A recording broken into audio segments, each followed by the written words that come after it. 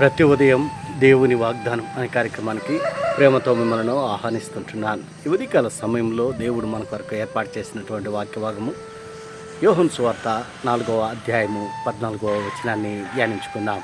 యోహాను సువార్త 4వ అధ్యాయము 14వ వచనాన్ని ధ్యానించుకుందాం.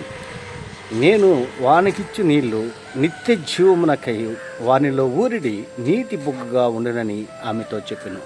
క్రీస్తునందు ప్రేమైన దేవుని బిడ్డలారా, ఈ ఉదయకాల సమయంలో పరిశుద్ధాత్మ దేవుడు మనకిస్తున్నటువంటి వాగ్దానము, నేను వానికిచ్చు నీళ్లు నిత్య జీవమునకై వానిలో ఊరిడి నీటి బొగ్గుగా ఉండునని ఆమెతో చెప్పాను.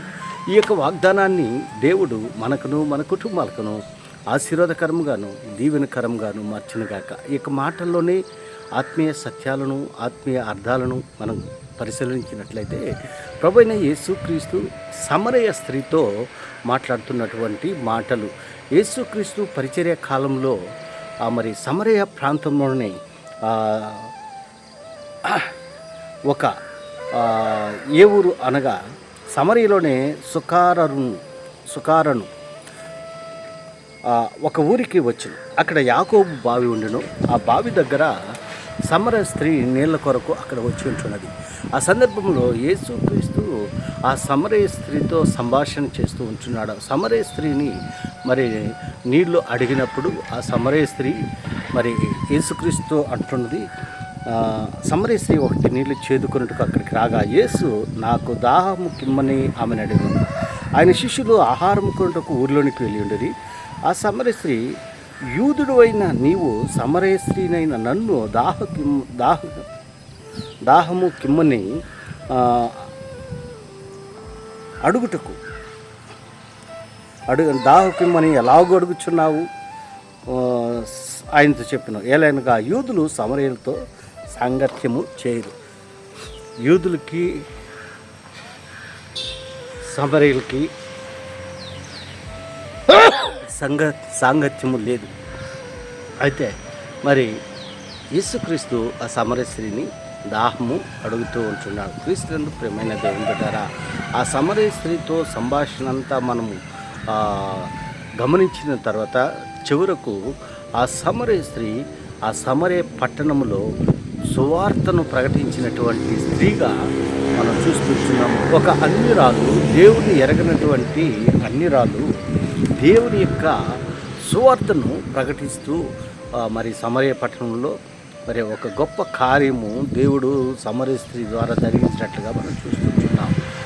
మరి ఆ యొక్క సమరయ స్త్రీ అడుగుతూ ఉంటున్నది, మీరు యూదులు మరి సమరయులు, మీకు సాంగత్యం లేదు, మరి ఎలా నన్ను దాహం ఇమ్మని అడుగుచున్నావు అని అన్నప్పుడు మరి ఆ సంభాషణ అంతా మనం గమనించినట్లయితే ఏ రీతిగా యేసుక్రీస్తు ఆమెతో సంభాషిస్తూ ఉంటున్నాడు.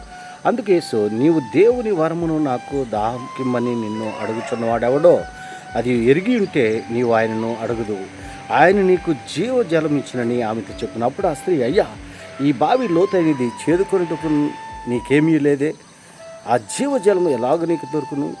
తానును తన కుమారులను పశువులను ఈ బావి నీళ్లు త్రాగి మాకిచ్చిన మా తండ్రి అయిన యాకోబు కంటే నువ్వు గొప్పవాడవా అని ఆయన అడిగిన. అందుకే యేసు, ఈ నీళ్లు తాగు ప్రతివాడు మరలా దప్పిగొను, నేనిచ్చు నీళ్లు త్రాగువాడు ఎప్పుడు దప్పిగొను.